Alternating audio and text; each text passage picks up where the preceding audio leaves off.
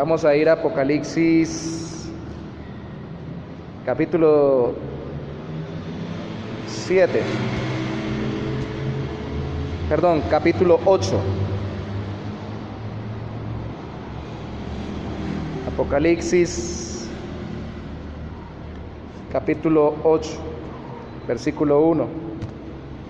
No son muy largos los capítulos, quisiera que abarcáramos hoy el 8 y el 9 para ver las trompetas, al menos las 6 primeras, porque la séptima da como resultado las 7 copas, porque el 10 y el 11 son un interludio que hay que ver por aparte. Entonces vamos a ver si alcanzamos hoy a ver el 8 y el 9. Apocalipsis capítulo 8. Entonces vamos a leer, voy a tratar de leer todo el capítulo, por favor me sigue atentamente. Dice: cuando abrió el séptimo sello, se hizo silencio en el cielo como por media hora. Y vi a los 7 ángeles que estaban en pie ante Dios, y se les dieron 7 trompetas. Otro ángel vino entonces y se paró ante el altar con un incensario de oro, y se le dio mucho incienso para añadirlo a las oraciones de todos los santos sobre el altar de oro que estaba delante del trono. Y de la mano del ángel que subió a la presencia de Dios, el humo del incienso con las oraciones, y de la mano del ángel subió a la presencia de Dios el humo del incienso con las oraciones de los santos. Y el ángel tomó el incensario y lo llenó de fuego del altar y lo arrojó a la tierra, y hubo truenos y voces y relámpagos y un terremoto. Y los 7 ángeles que tenían las 7 trompetas se dispusieron a tocarlas. El primer ángel tocó la trompeta, y hubo granizo y fuego mezclados con sangre que fueron lanzados sobre la tierra. Y la tercera parte de los árboles se quemó, y se quemó toda la hierba verde. El segundo ángel tocó la trompeta, y como una gran montaña ardiendo en fuego fue precipitada en el mar, y la tercera parte del mar se convirtió en sangre. Y murió la tercera parte de los seres vivientes que estaban en el mar, y la tercera parte de las naves fue destruida. El tercer ángel tocó la trompeta, y cayó del cielo una gran estrella, ardiendo como una antorcha, y cayó sobre la tercera parte de los ríos y sobre las fuentes de las aguas. Y el nombre de la estrella es Ajenjo, y la tercera parte de las aguas se convirtió en ajenjo, y muchos hombres murieron a causa de esas aguas, porque se hicieron amargas. El cuarto ángel tocó la trompeta, y fue herida la tercera parte del sol, y la tercera parte de la luna, y la tercera parte de las estrellas, para que se oscureciese la tercera parte de ellos, y no hubiese luz la tercera parte del día, y asimismo de la noche. Y miré y oí a un ángel volar por el medio del cielo, diciendo a gran voz: ¡ay, ay, ay de los que moran en la tierra, a causa de los otros toques de trompeta que están por sonar los 3 ángeles! Eran 7. Capítulo 8 tenemos 4, quedan 3, los 3 siguientes corresponden a los 3 ayes, un ay para cada una de las 3 trompetas finales. Recordemos, el Apocalipsis está escrito por ciclos de 7, lo hemos recordado todas las semanas, 7 iglesias, el Cordero y las 7 iglesias, la primera visión, primeros 3 capítulos, los siguientes capítulos está la visión de el trono, el sello, el libro que se abre y los 7 sellos. El séptimo sello da apertura a las 7 trompetas, que es lo que estamos viendo ahora. Las 7 trompetas, la última, la séptima, da apertura a las 7 copas de la ira. Tienen un ciclo, los sellos, las trompetas y las copas, de 4, 2 y 1. 4 y 3, los 4 primeros son distintos a los 3 últimos, tanto en los sellos, como en las trompetas, como en las copas. Y de los 3 últimos, los 2 primeros casi siempre vienen antes de un intermedio, y luego viene el último sello, la última trompeta, la última copa. De tal forma de que tanto los sellos primero, luego las trompetas, como las copas, se presentan de 4, 2 y 1. Siendo 7, se presentan casi siempre 4, 2 y 1. Siendo muy especial entre las 2, la quinta y la sexta, trompeta, sello o copa, y el séptimo sello, trompeta o copa, un intermedio que a veces demora, como lo vamos a ver en el caso de las trompetas, 2 capítulos de Apocalipsis, una visión intermedia. ¿Qué cosa con el 7, no? El número de Dios, el número que utilizaba la Biblia para hablar de plenitud o de obra completa de Dios. Algunos lo interpretan como obra perfecta o también obra infinita o terminada. ¿Por qué trompetas? ¿Qué simbolizaban las trompetas en el Antiguo Testamento, en el Nuevo Testamento, en el tiempo bíblico, por lo cual las trompetas son importantes para decir algo de forma simbólica al mundo? Porque las trompetas eran utilizadas tanto para avisar cuando venía un enemigo, un peligro, para llamar a la guerra, para llamar a una reunión, a convocar una asamblea. Las trompetas eran utilizadas. Los judíos no utilizaban trompetas. Cuando nosotros decimos trompeta pensamos en un artículo de metal con botoncitos arriba y un trompetista detrás. Ellos utilizaban era un shofar. ¿Qué es un shofar? Un cuerno de carnero. Y no sonaba como suena la trompeta, sino sonaba como cuando muge un toro o como un mugido de un animal. Suena distinto, pero sonaba bastante fuerte o bastante duro. En la última vez que fui a Bogotá, que fuimos a Chinauta, el retiro de pastores que Dios me permitió ir este año, tenían el shofar grabado, el sonido del shofar en CD. Y cuando salíamos a un descanso, todos se dispersaban a sus habitaciones porque éramos muchos. Y cuando teníamos que regresar, entonces el pastor ya, cuando te escuchen el shofar, todos tienen que regresar. Y empezaba... Entonces un hermano dijo, eso no parece el shofar, sino el chofer, porque parece un pito de una gandola. Le tomamos el pelo todo. Ese no es el shofar, sino el chofer. Trompetas, pero trompetas al estilo de ellos. De hecho es importante, no podemos ver todo el contexto del uso de las trompetas en toda la Biblia, pero vamos a ir sin perder Apocalipsis 8, para entender un poquito mejor el simbolismo de las trompetas, a Josué capítulo 6. Se imaginarán a dónde vamos, ¿cierto? ¿Recuerdan la historia de José y la ciudad de Jericó? Los israelitas le dieron 7 vueltas a Jericó. ¿Se acuerdan? Gloria a Dios. Es el versículo 1. Ahora Jericó estaba cerrada, bien cerrada a causa de los hijos de Israel. Nadie entraba ni salía. Mas Jehová dijo a Josué, mira, yo te he entregado en tu mano a Jericó y a su rey con sus varones de guerra. Rodearéis pues la ciudad todos los hombres de guerra, yendo alrededor de la ciudad una vez. Y esto haréis durante 6 días, y 7 sacerdotes llevarán las 7 bocinas de cuernos de carnero, los chofares, o trompetas de ellos, delante del arca. Y al 7º día daréis 7 vueltas a la ciudad, y los sacerdotes tocarán las bocinas. O sea, cada día una vuelta con una tocada. El último día 7 vueltas con una tocada, que es el 7º día, 7 vueltas con una tocada fuerte al final de la séptima vuelta. Y cuando toquen, versículo 5, prolongadamente el cuerno de carnero, así que oigáis el sonido de la bocina, todo el pueblo gritará a gran voz, y el muro de la ciudad caerá. Entonces subirá el pueblo, cada uno derecho hacia adelante. Llamando pues Josué, hijo de Nun, a los sacerdotes, les dijo, llevad el arca, y 7 sacerdotes lleven bocinas de cuerno de carnero delante del arca de Jehová.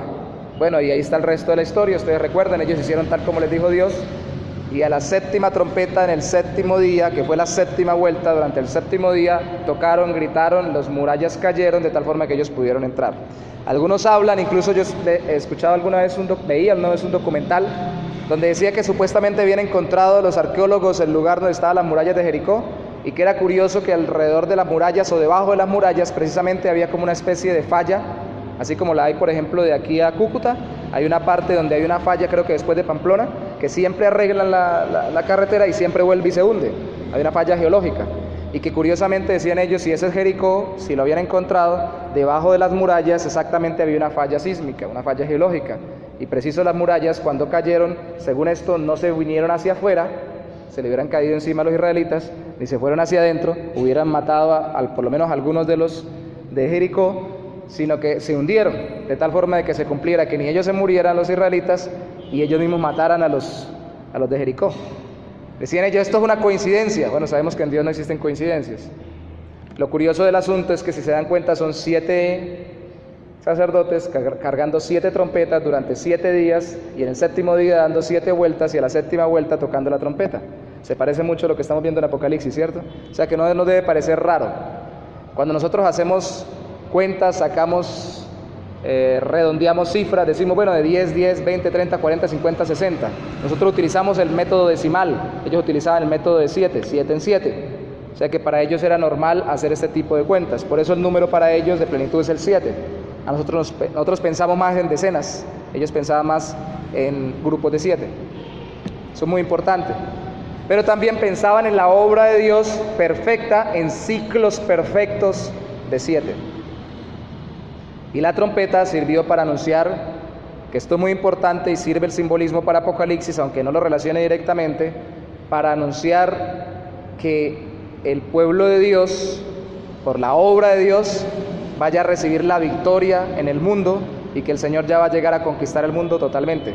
Son avisos de Dios de que ya va a llegar o va a regresar Jesucristo de nuevo a tomar el mundo, literalmente. ¿En qué otra parte vemos alguna similitud con lo que vemos allí? Vamos a ir rápidamente a Éxodo capítulo 6. Ya no hablemos del número 7, porque ahí no hay 7, ahí hay 10. 10 que hubieron en Éxodo capítulo 6 hasta el capítulo 11, si no estoy mal. 10 plagas.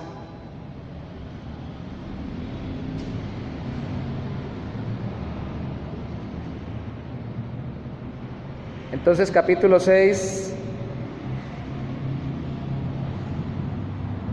versículo 1. Jehová respondió a Moisés: ahora verás lo que yo haré a Faraón, porque con mano fuerte los dejará ir, y con manos fuertes los echará de su tierra. Habló todavía Dios a Moisés y le dijo: yo soy Jehová. Y aparecí a Abraham, a Isaac y a Jacob como Dios omnipotente, mas mi nombre Jehová. En mi nombre Jehová no me di a conocer a ellos. También establecí mi pacto con ellos, a darle la tierra de Canaán, la tierra en que fueron forasteros, en la cual habitaron. Y ustedes saben cómo fue la mano fuerte del Señor a través de Moisés para con el pueblo egipcio, ¿cierto? ¿Cómo fue la mano fuerte? A través de plagas. ¿Cuántas plagas fueron? ¿No? ¿Fueron 10? Sí. En este caso sí fueron 10. Fueron 10. Pero ¿por qué vamos a las plagas? Porque lo que vamos a ver, y devolvámonos a Apocalipsis capítulo 8, es que en Apocalipsis las trompetas se parecen a las plagas que envió Dios a Faraón en Egipto a través de Moisés. Acabamos de ver granizo y todo lo demás. Entonces, los juicios de las trompetas son respuestas a las oraciones de los creyentes a través de lo que se parecen a las plagas del Antiguo Testamento. Apocalipsis capítulo 8, versículo 1, primeramente dice: abrió el séptimo sello, se hizo un silencio como de media hora, y vi a los 7 ángeles que estaban en pie delante de Dios, y le dieron 7 trompetas. Pero dice, habla en el versículo 3 y en adelante habla de incienso, humo de incienso y de las oraciones de los santos. Ya habiendo hablado en los sellos, hablamos de que las oraciones de los santos es el humo, simbolizan el incienso, el incensario. Y fíjense que el mismo incensario que tiene las oraciones de los santos es el que es usado para ser lanzado a la tierra con todos los juicios que vienen con las trompetas. Y eso que viene predominantemente en cada una de las trompetas viene con fuego, las primeras 4 por lo menos. Y ese fuego se asemeja a las plagas que hubo en el tiempo de Egipto. Son respuestas a las oraciones de Dios, respuestas que por eso se hace silencio un momento, dejan sin palabras, porque Dios va a responder la oración de los santos. ¿Recuerdan cuando hablábamos en los sellos que las almas en el 5.º sello estaban debajo del altar pidiéndole a Dios que ya viniera y que vengara la sangre de sus santos? Las oraciones de su pueblo. ¿Por qué vimos las plagas en Egipto? Porque en Egipto, ¿o por qué recordamos las plagas en Egipto? Porque las plagas las envió el Señor para en Egipto liberar a su pueblo de Faraón. Y aquí lo que está diciendo es todo lo que va a acontecer antes de la venida de Cristo va a ser para liberar al pueblo de Dios también de toda la opresión, porque el pueblo de Dios vive oprimido por el mundo. Así el pueblo de Dios evangelice, así el pueblo de Dios viva gozoso en el Señor, de todas formas viven bajo una presión continua que el mundo ejerce por su mundanalidad, por la persecución al evangelio y todo lo demás. Y es una especie de justicia o de venganza perfecta de la ira de Dios el hecho de que descargue todas las trompetas o todo lo que se narra en las trompetas sobre la humanidad para liberar al final a su pueblo, dándole la total restauración cuando venga Cristo. Entonces representan también la obra salvadora de Cristo y su intercesión eterna, porque recuerden que en Romanos 8:34 dice que Jesucristo intercede por todos los santos, por todos nosotros. Y en Hebreos 7:25 se ratifica ello. Además es una respuesta a nuestras oraciones cuando oramos como nos enseñó el Señor Jesucristo, que nos enseñó a orar, venga tú. Si oramos venga tu reino, que vengan todas las trompetas y vengan todas las copas antes del reino. Eso no puede venir sin eso. ¿Sí hemos pensado en eso? Que venga todo lo que tenga que venir para que venga Cristo, antes de que venga Cristo. Eso es parte del asunto. Entonces es una respuesta a la oración, y los juicios de las primeras 4 trompetas son catástrofes que solamente afectan a la naturaleza. En el capítulo 8, la primera trompeta que se toca, en el versículo 7, dice que hubo granizo y fuego mezclados con sangre que fueron lanzados sobre la tierra, y la tercera parte de los árboles se quemó toda la hierba verde. Aquí va a haber en las primeras 4 trompetas un factor común denominador, o un factor común, no denominador, son matemáticas, un factor común. ¿Cuál es el factor común? La tercera parte de la tierra. En uno de los sellos, si no estoy mal, en el cuarto jinete que vimos antes, en los capítulos anteriores, la tercera parte de la tierra moría, de las personas. Aquí la cuarta parte de la tierra. ¿Qué es más? Perdón, en los sellos la cuarta parte y aquí la tercera parte. ¿Qué es más, cuarta parte o tercera parte? ¿Qué es más cantidad? Vamos a poner en la práctica las matemáticas. ¿Qué es mayor cantidad? ¿Una cuarta parte de la tierra o una tercera parte de la tierra? ¿Tercera? ¿Está segura? ¿De qué opina? ¿Qué es más grande, la tercera parte o la cuarta parte? Claro, y si tomo una parte de las 3 partes en que dividí, es más grande que si divido en 4 partes y tomo una de esas partes, ¿sí? Hay que revisar matemáticas. Claro, entonces cuando vimos en el juicio, en los sellos, decía que la cuarta parte fue la que murió por hambre. Aquí el común denominador son las terceras partes, es decir, se va incrementando la magnitud, vemos cómo se va aumentando el efecto. De hecho, cuando veamos las copas, no va a decir ni la cuarta parte ni la tercera parte, sino que dice toda la tierra. Entonces vemos cómo se incrementa la magnitud, vemos cómo esto va avanzando, aunque sea paralelo. Esto algunos dicen que no, que estos siete trompetas, son el desarrollo del séptimo sello, o sea que son después. Otros dicen no, que está incluido entre el séptimo sello. Otros dicen no, es un paralelismo y narra los mismos eventos que narran los 7 sellos, con los 7 trompetas, pero lo que hacen es una intensificación de aquello que está sucediendo en cada una de las visiones que narra la Biblia, el Apocalipsis. Cada vez es más fuerte, pero es lo mismo. Yo prefiero entender que es eso, que es una misma narración, son paralelos y encontramos muchos paralelos. Por ejemplo eso, 4 con 4, 2 con 2, 1 con 1, dentro de los 7 sellos, 7 trompetas y 7 copas. Estas primeros 4 son tercera parte, se incrementó. Lo primero que se destruye es la tercera parte de la vegetación, los árboles. Esto le cae muy mal a los ecologistas. ¿Hay un problema con la ecología? No. ¿Debemos cuidar los árboles y debemos cuidar las plantas? Sí. El problema es que, como le llamó algunos hombres de Dios, le llaman hoy en día, los calentólogos son los sumos sacerdotes de una nueva religión. El calentamiento global está haciendo que la gente adore, eso mezclado con la nueva era, la creación antes que el creador. No les importa nada sino solamente la creación. De hecho, llegan al extremo de pensar que ojalá se acabara toda la humanidad, que estaría mejor el planeta, que nosotros somos, sí es cierto, nosotros por el pecado los que le hacemos daño a la tierra, pero nosotros no somos lo que debemos ser quitados para que la tierra progrese. Nosotros somos los que debemos ser redimidos y transformados para que la tierra cambie. Ese es diferente enfoque, porque ellos no creen en Dios. De tal forma de que ahí se mezcla tanto los movimientos nuevaeristas con la ecología, que hay movimientos donde se casan con la naturaleza. No se casan un hombre con un hombre y una mujer con una mujer, sino que ya se casan con una piedra, con un árbol, con el río, con una planta. Bueno, con el perro y con el gato, eso ha existido siempre, o ha existido desde hace muchos años la zoofilia, pero ahora ni siquiera un ser que les pueda dar, entre comillas, alguna satisfacción física, sino ya seres que prácticamente no tienen nada que ver ni nada que hablarles o mostrarles. Aquí lo que muestra la palabra de Dios es que Dios, por causa de nuestro pecado, destruye la naturaleza. La siguiente plaga que destruye, el fuego ya no llega a la vegetación, sino que el segundo ángel toca la trompeta en el versículo 8. ¿Y qué es lo que es dañado? ¿Qué es lo que es afectado?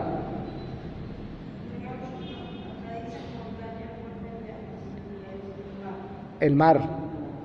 Aquí lo que es afectado es el mar y todos los seres vivos se convierten en sangre. Porque dice el versículo 9, y murió la tercera parte de los seres vivientes que estaban en el mar. Otra vez la tercera parte. Ya la tercera de los barcos, o sea, todo lo que anda en el mar, se daña la tercera parte. En el caso de la tercera trompeta, ¿qué es lo que se daña en su tercera parte? De acuerdo al versículo 10 y versículo 11, los ríos y las fuentes de las aguas. Recordemos que los ríos y las fuentes de las aguas son el agua potable o el agua bebible. Y al dañarse no es que se mueran simplemente los seres que están en el río, sino que se daña la potabilidad del agua, es decir, no podemos tomarla. Porque dice que las aguas se vuelven amargas. Recuerde que lo amargo, desde siempre, sobre todo, por ejemplo, lo salado en el mar, pero lo amargo para ellos traduce a aguas dañadas, aguas que no se pueden tomar. Sigue sobre la tierra el cuarto ángel, la tercera parte del sol, de la luna y de las estrellas. Y esto es curioso y tiene que ser simbólico porque es imposible, bueno, para nuestro concepto, lógicamente es imposible que se vaya la luz por la tercera parte del día. Y solamente la tercera parte del sol, la tercera parte de la luna, la tercera parte de las estrellas, quite la luz sobre la tercera parte del día y de la noche. Eso es lo que dice el texto. Vemos que hay un efecto simbólico, de tal forma de que es dañado de una forma la tierra. Algunos han dicho que de todas formas, como eso es tan simbólico, alude más bien al oscurecimiento de tinieblas, de pecado que viene al mundo y todo lo demás. Pero de todas formas es un contexto muy fuerte de que es un trabajo o una acción, de Dios sobre el medio ambiente. Entonces es algo misterioso para nosotros, pero va a ser afectado también la luminosidad. De hecho, si alguien dice, no, por ejemplo, las aguas no se pueden convertir en sangre, entonces decimos lo que narra Éxodo no es cierto, por eso fuimos a las plagas, porque las aguas se convirtieron en sangre. Es muy importante que entendamos que el Dios de la Biblia es el Dios que obra milagros y que cosas como las plagas de Egipto, el diluvio con Noé, Sodoma y Gomorra, el juicio bajo fuego y azufre, que también aquí se vincula a ese mismo método de juicio de Dios, sí sucedieron. Si creemos que no sucedieron y no son hechos históricos, entonces definitivamente todo esto puede ser una fantasía. Puede ser un simbolismo de muchas cosas, pero definitivamente nunca podría suceder. Pero resulta que sí sucedió, que una vez hubo agua en sangre, y de hecho una de las plagas de Apocalipsis tenía que ver con oscuridad, una de las plagas de las 10 de Egipto tenía que ver con oscuridad, ¿sí o no? ¿Qué recuerdan ustedes? La última fue la de los primogénitos. Pero, bueno, por la noche fue que ellos murieron, pero hubo una plaga antes de tinieblas. Una plaga de tinieblas, así como hubo de moscas, hubo de ranas, hubo de llagas en los animales y en la gente, hubo de granizo que le cayó a las personas, también hubo de tinieblas, se oscureció. ¿Cómo Dios controla la naturaleza? Aquí sufre la naturaleza, y los que diferencian estos 4 primeros trompetas de los 4 primeros sellos, dicen, acá la acción de los 4 trompetas es ejecutada por Dios milagrosamente, mientras que la acción en los 4 sellos, cuando veíamos los 4 jinetes, uno en cada sello, era una acción obrada por la gente, guerras, hambres, por la misma controversia del ser pecaminoso. Aquí estamos viendo ya una acción más fuerte y directa de Dios, y en la copa de la ira la veremos más fuerte y directa todavía. ¿Sí ven? Se va incrementando. Dios obra juicio a través de las consecuencias de la obra pecaminosa de los seres humanos en un inicio, pero también cuando Él quiere interviene milagrosamente para hacer catástrofes directamente dirigidas por Él. Yo me acuerdo cuando criticaron al director del Club 600. Yo no estoy de acuerdo con muchas cosas como ellos predican el Evangelio, pero hacen un trabajo bonito dando testimonios de cristianos. No recuerdo el nombre de él. Cuando pasó el terremoto en Haití, él dijo públicamente, Haití se olvidó de Dios y Dios se olvidó de Haití. Dijo él por la televisión, todo el mundo le cayó encima, le dijo que cómo era de malicioso, de prejuiciado, que cómo iba a hablar así de la gente y cómo le iba a echar la culpa a Dios del terremoto y todo lo demás. Pero si entendemos al Dios de la Biblia como la Biblia lo muestra, Dios trae juicios a través de las catástrofes también climáticas, no solo a través de las consecuencias de las acciones de los hombres, las sellos, 4 primeros, sino también a través de las catástrofes climáticas, 4 trompetas. Y luego las copas de la ira va a ser más milagroso todavía, más estruendoso, de tal forma que entendemos que cuando ya vaya a venir propiamente Cristo, va a ser algo mucho más fuerte de lo que se ha visto en toda la tierra y en toda la historia desde que Cristo vino hasta que Él regrese. Ya se han visto consecuencias de las malas obras de los seres humanos, Dios juzga a través de eso, ya se han visto cataclismos y catástrofes en lugares de mucho pecado, por la mano de Dios, porque Dios lo dirige todo, eso es lo que creemos según la Biblia, pero será mucho más fuerte cuando ya esté propiamente en venir Cristo todo esto. Nos damos cuenta cómo es la mentalidad del que escribe Apocalipsis, para entenderlo un poco más. Entonces, los juicios de las primeras 4 trompetas son catástrofes que afectan a la naturaleza. El juicio de la 5ª trompeta representa los sufrimientos espirituales que afectan a los inconversos. Y voy a tratar de leer de corrido el 9 y lo voy a explicar muy rápidamente. Abran bien los oídos, porque alguna vez yo tuve un sueño con esto y eso me hizo regresar a congregarme cuando no me congregaba en la iglesia. Después les diré por qué. Eso fue algo personal de trato de Dios conmigo. El 5º ángel tocó la trompeta y vi una estrella que cayó del cielo a la tierra y se le dio la llave del pozo del abismo. Esto es de película. Y abrió el pozo del abismo y subió humo del pozo como humo de un gran horno. Y se oscureció el sol y el aire, pero no por la plaga o la trompeta anterior, sino por el humo del pozo. Y del humo salieron langostas sobre la tierra, y se les dio poder como tienen poder los escorpiones de la tierra, y se les mandó que no dañasen, ahora sí que no dañen nada de la vegetación, no dañasen a la hierba de la tierra, ni a cosa verde alguna, ni a ningún árbol, sino solamente a los hombres, pero no todos los hombres, sino a los hombres que no tuviesen el sello de Dios en sus frentes. Y les fue dado no que los matasen, sino que los atormentasen 5 meses, y su tormento era como tormento de escorpión cuando hiere al hombre. Me salté, ¿voy en qué versículo? 6, y dice: y en aquellos días los hombres buscarán la muerte, pero no la hallarán, y ansiarán morir, pero la muerte huirá de ellos. El aspecto de las langostas era semejante a caballos preparados para la guerra. En las cabezas tenían como coronas de oro, sus caras eran como caras humanas, tenían cabello como cabello de mujer, sus dientes eran como de leones, tenían corazas como corazas de hierro, el ruido de sus alas era como el estruendo de muchos carros de caballos corriendo a la batalla. ¿Se dan cuenta del símil? ¿Cómo? Una comparación. No es que sea exactamente, sino cómo. Porque era lo que él tenía en su mente para poder tratar de ilustrar lo que estaba viendo y escuchando. Tenían colas como de escorpiones y también aguijones, y en sus colas tenían poder para dañar a los hombres durante 5 meses. Y tienen por rey sobre ellos al ángel del abismo, cuyo nombre en hebreo es Abadón y en griego Apolión. Eso significa destructor, tanto en griego como en hebreo. El primer ay pasó, y aquí vienen aún 2 ayes después de esto. El 6º ángel tocó la trompeta, que sería el segundo ay, y oí una voz de entre los 4 cuernos del altar de oro que estaba delante de Dios. El altar de Dios, donde estaban las oraciones de los santos, el mismo donde se llevaba los santos oraban, los mártires, y donde subía el humo a la presencia de Dios. Desde ese altar salió una voz que decía, diciendo: al 6º ángel que tenía la trompeta, desata a los 4 ángeles que están atados junto al río Éufrates.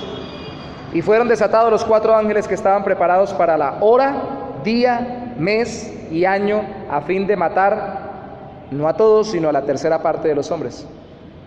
Y el número de los ejércitos de los jinetes eran 200 millones. Yo oí su número.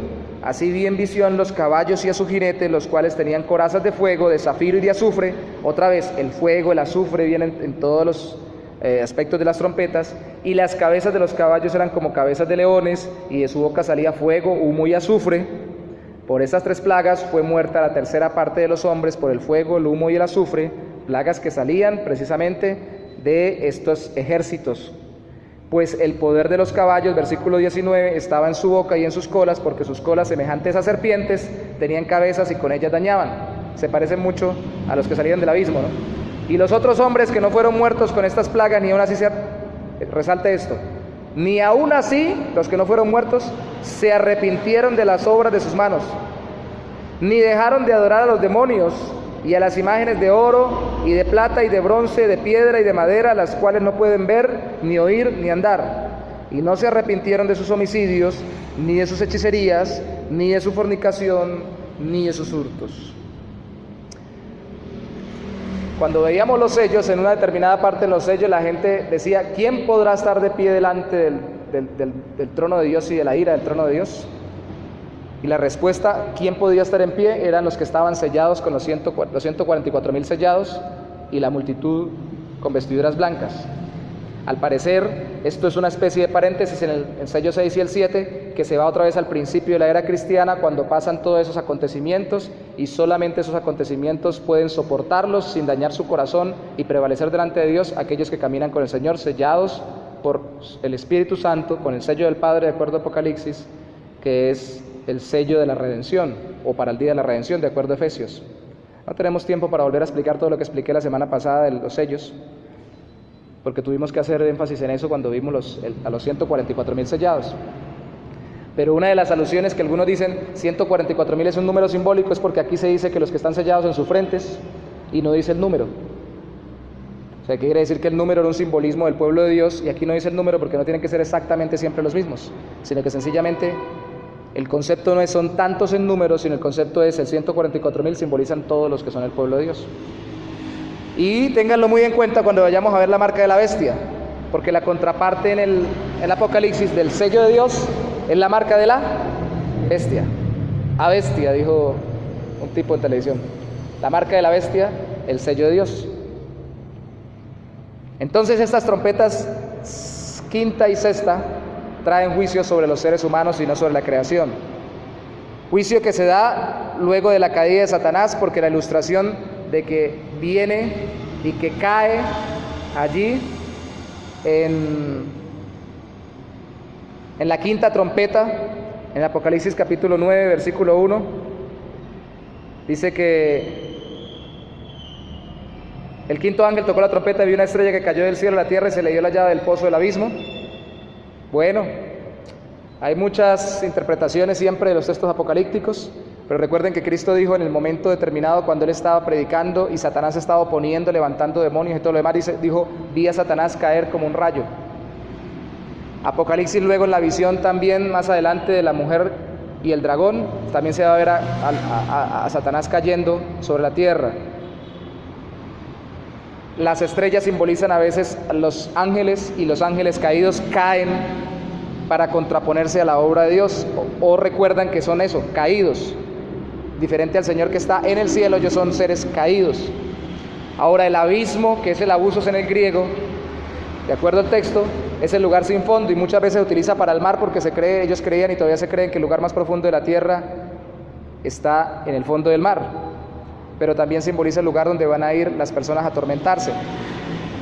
Yo sé que personajes como, voy a citarlo literalmente, como muy importantes para la cristiandad hoy en día en México y en Latinoamérica, como Armando Alducin y otros más, hacen diferenciaciones entre el Abadón, el Apolión, perdón, esos son los términos del que lidera el abismo, entre el abusos, que es el abismo, entre el Gehenna, que sería alguien que se traduce como infierno, entre el Sheol y el Hades, y dicen esto está en un lugar, esto está en otro, pero realmente yo cuando estudio todo eso en la Biblia me doy cuenta que hacer esas diferenciaciones tan claras es especular mucho en nuestra mente. Casi todos tienen muchos factores en común. Dentro de esos, allá van a ir los condenados primero, y segundo, allá van a ir también los demonios juzgados.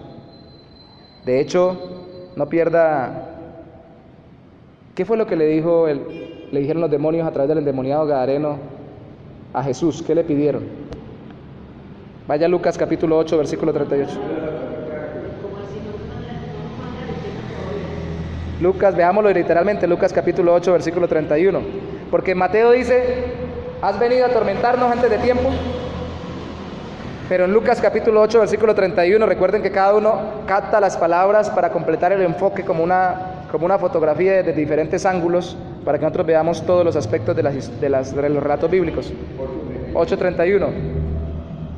Y le rogaban que no los mandase a ir al abismo.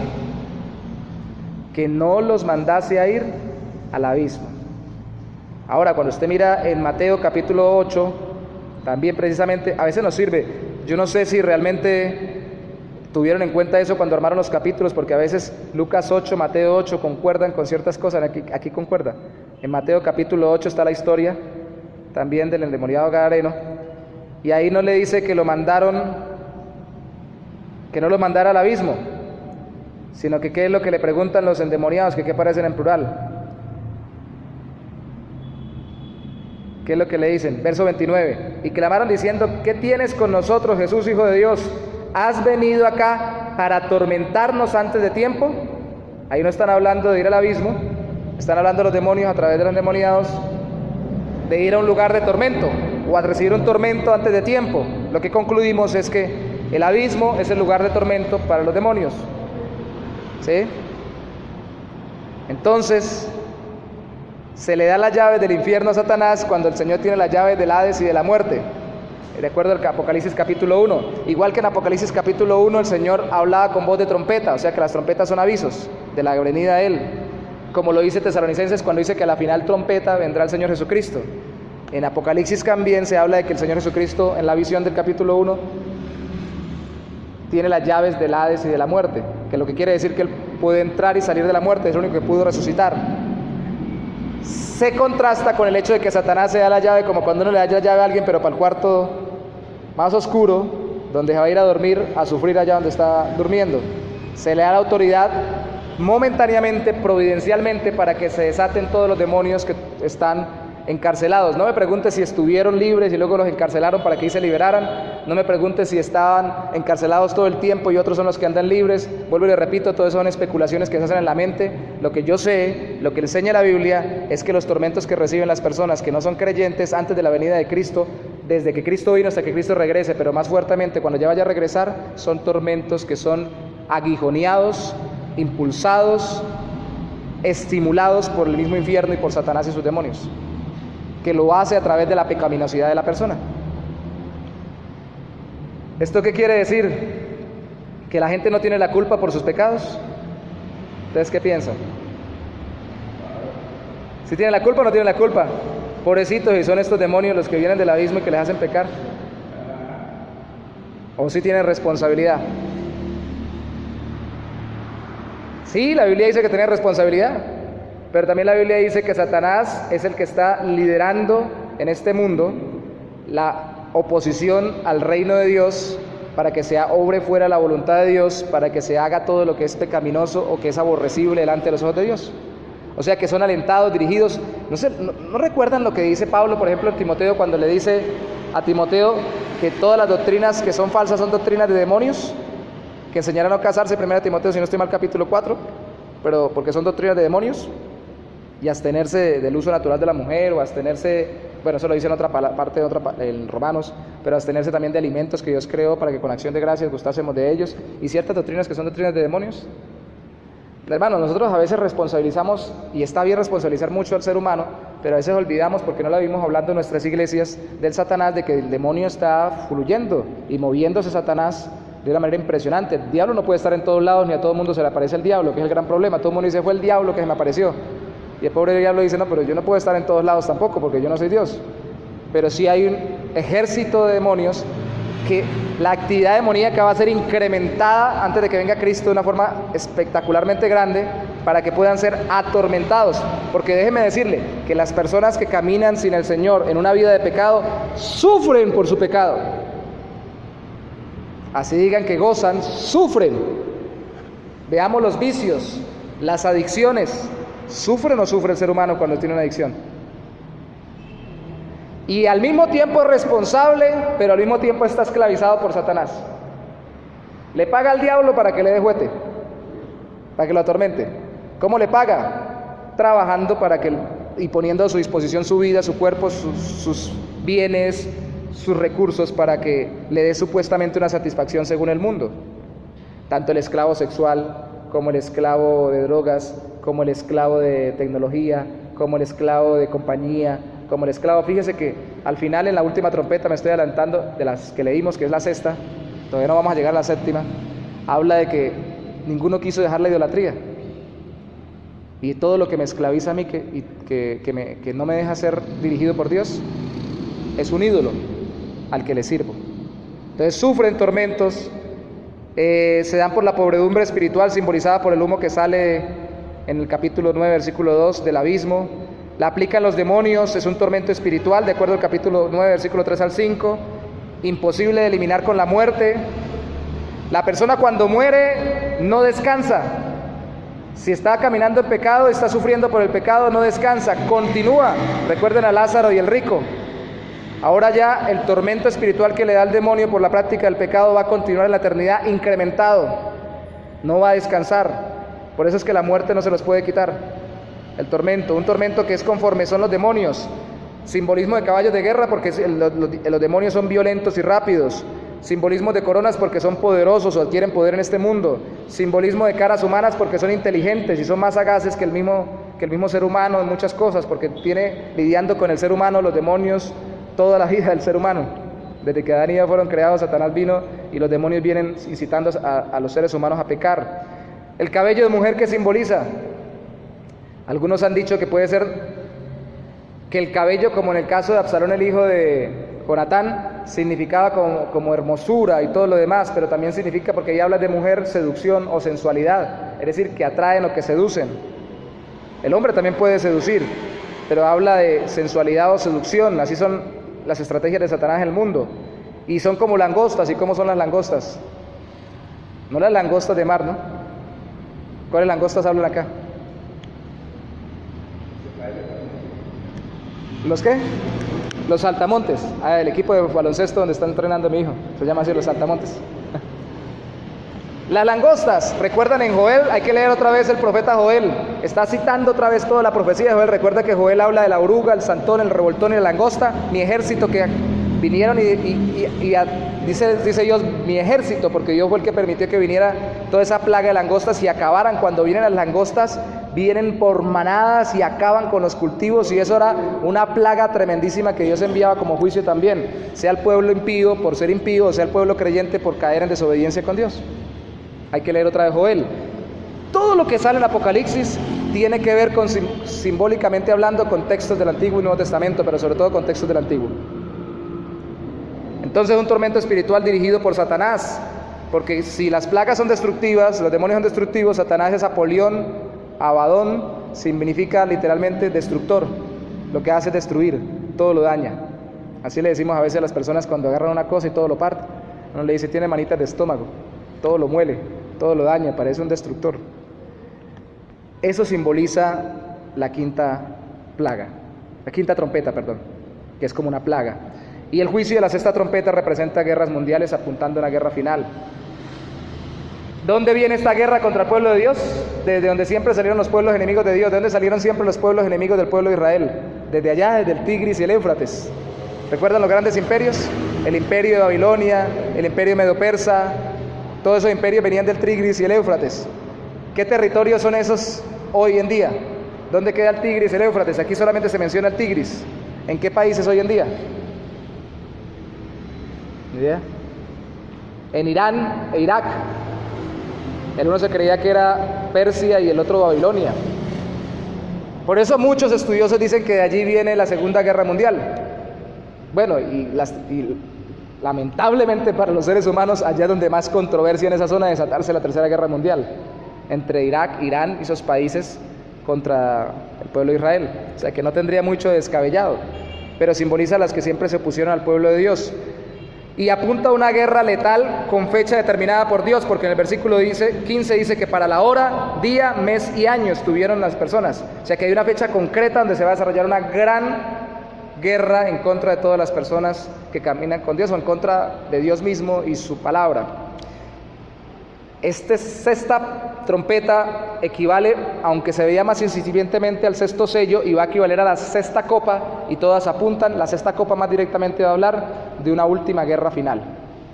Apuntan a una guerra final. Así como la quinta apunta casi siempre a la humanidad bajo la ira de Dios, la sexta apunta a una guerra. Guerra con gran número de soldados, 200 millones.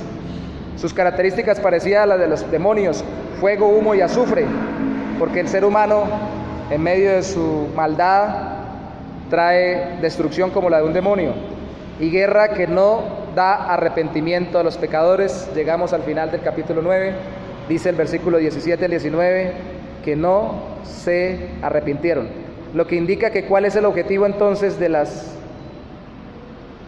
trompetas, según estos últimos versículos del capítulo 9. ¿Cuál era el objetivo? Si en los últimos versículos dice que no se arrepintieron, ¿cuál era el objetivo entonces de las trompetas y todo lo que aconteció ahí hasta la sexta trompeta? ¿Qué pasara con los seres humanos inconversos?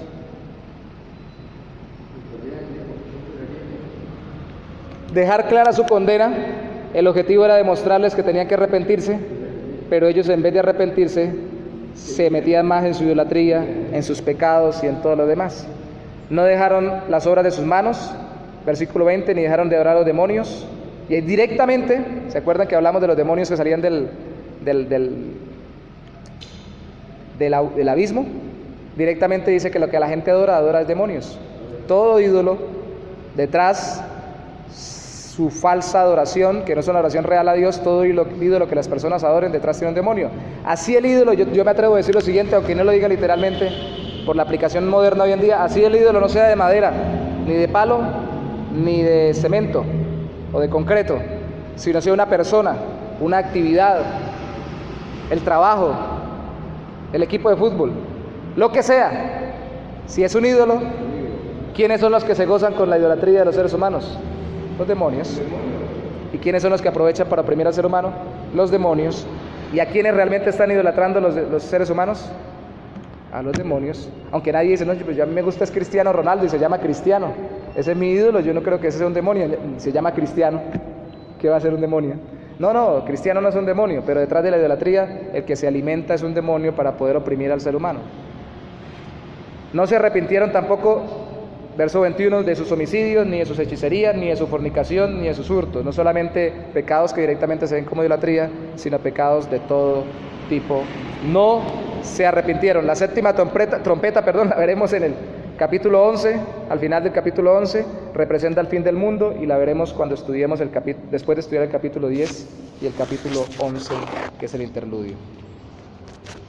Conclusiones muy importantes. Las catástrofes naturales, el sufrimiento espiritual de los seres humanos y las guerras mundiales son un aviso para que la gente se convierta a Cristo. Me voy a adelantar un poquito y les voy a decir, en el capítulo 10 y capítulo 11, después de todo esto, ambos capítulos, ese intermedio antes de la séptima trompeta, apuntan y simbolizan al testimonio que los hijos de Dios dan. Mientras hay catástrofes, mientras hay sufrimiento por el pecado instigado por el mismo Satanás y sus demonios, y mientras hay guerras, nosotros no decimos, ve, chupen, para que lleven, sinvergüenzas, incircuncisos, sufran las catástrofes naturales, sufran por Satanás y sus demonios, porque ustedes son idólatras, y sufran por sus pecados, levantándose guerras y sufriendo bajo una guerra. No decimos eso. ¿Qué hacemos los cristianos? Con nuestra vida y con nuestra predicación llevamos el Evangelio de Jesucristo. Esa es la idea, y por eso viene el interludio de los capítulos 10 y 11, que los veremos la siguiente semana. Enseñanza para nosotros, o consuelo para nosotros. Si creemos en Cristo, somos de los sellados y no seremos afectados como son afectados. ¿Se dieron cuenta que los demonios torturan a los que no tenían el sello? Entonces, ¿por qué a veces los cristianos decimos, es que el diablo me está torturando? ¿Han escuchado algunos? Está dando duro el diablo. Claro que el diablo y sus demonios se oponen a los creyentes, pero se oponen a través de sus instrumentos, que son sus hijos. Así como nosotros somos hijos de Dios por la fe en Cristo, los que caminan sin Cristo son hijos del diablo. Y en el Apocalipsis, los que caminan en Cristo son los sellados por Dios, y los que caminan sin Cristo son los sellados por la bestia, con el 666. Después veremos y hablaremos de eso. Esa es la forma de ver en la Biblia el mundo. Hijos de Dios, no hijos de Dios. Creyentes, no creyentes. Nuestro sufrimiento es por las circunstancias y porque Satanás instiga al mundo para que nos oprima, pero nosotros no sufrimos por la tortura del pecado que imprime los demonios a los que no caminan con Cristo. Estamos libres de eso. Y si sufrimos por causa de nuestro propio pecado, Y si padecemos, es cuando nos alejamos del Señor y cuando no caminamos conforme a su voluntad, y Dios permite que un ángel de Satanás venga y me bofetee, dijo Pablo. ¿Recuerdan en Corintios? Curioso que él diga eso, ¿no? ¿Cómo así? ¿Satanás no oprime solamente a los hijos del diablo? A veces Dios deja que toque como dejó que tocara a Job para depurar su vida espiritual. A Pablo también, para guardarlo de la soberbia por las grandes revelaciones. Dice Pablo, no entendemos si fue una enfermedad o una tentación. Algunos dicen que era la gran cantidad de gente que se le levantaba en oposición. Eso es otra interpretación bíblica, con falsas doctrinas dentro de las iglesias, y se lo ponían, que eso lo estaba levantando Satanás, y ese era el aguijón de la carne de Pablo. Pero de todas formas fueron abofeteados por el diablo, pero nunca de la forma en que lo es aguijoneado, abofeteado, torturado, martirizado una persona que no conoce a Cristo a través de su vida de pecado. Nosotros no sufrimos igual. Así que una de las cosas que yo siempre digo, tenemos que quitarnos el complejo de mártires o de sufridos. Yo sí sufro porque el diablo me la tiene encaramada a mí. No, el diablo no puede, dice la Biblia, que más poderoso es el que está en nosotros que el que está en él. Los que están sufriendo así digan jo, jo, jo, jijiji, ja, ja, ja. Y me acordé de Armando Alducin, que es el que tiene esa frase. Los que están sufriendo así se rían y así parezcan disfrutar hoy en día en el mundo, son los que caminan sin Cristo, porque están sufriendo en su pecado. Voy a cerrar con esta ilustración. Le comentaba a alguien en consejería en estos días, para que lo tengamos en cuenta. El primer libro de consejería que yo leí, una muchacha se le acerca al consejero, un psicólogo, ni siquiera era cristiano, y le dice, no sé qué hacer, tengo mucho nerviosismo, estoy como muy ansiosa, tengo como un estrés, no sé qué pasa, que no puedo controlarme, ¿qué hago? Entonces él le dice, bueno, dígame, como todo psicólogo y todo consejero, hábleme, su vida, sus costumbres. Y ella le dice, no, pues yo no tengo problemas de nada porque yo tengo dinero, una herencia familiar que me dejaron, tengo posesiones, tengo bienes, tengo de todo, entonces yo no me preocupo por nada de eso. Yo me la paso disfrutando, una vez voy al cine, otras veces voy a deportes, otras veces voy con amigos, me la paso de fiesta en fiesta, de excursión en excursión, de expedición en expedición, todo el tiempo me la paso en eso y nunca paro. Y entonces él simplemente le dice, ni siquiera era cristiano, si no estoy mal, como consejero, le dice, ¿ha considerado usted en tomarse un descanso de tanto ajetreo? ¿Parar un poquito? La respuesta de ella es, y dejar de darme gusto, y dejar de hacer lo que me gusta. Así la estuviera matando, para ella lo más importante era satisfacer sus deseos antes que parar de satisfacerlos, porque para ella el pecado era parar de satisfacerse a sí misma. ¿No dice la Biblia que en los postreros tiempos los hombres serán amadores de sí mismos? Estaba sufriendo por su propia idolatría al gozo o al deleite carnal, a las sensaciones o las emociones deleitosas según la carne, y no podía parar y estaba sufriendo. Y uno dice, no, qué vida. Y lamentablemente a veces algunos cristianos voltean y dicen, eso no es una vida, eso es un bidononón. Imagínense, plata, casa, carro, beca, y todos los días haciendo lo que se le da la gana. No, esa mujer lo que está es bien. Hermanos, los que estamos bien somos los creyentes. Así no tengamos ni casa, ni carro, ni plata, pero no tenemos la tormenta o la tortura que hay en el corazón de aquel que no conoce a Cristo.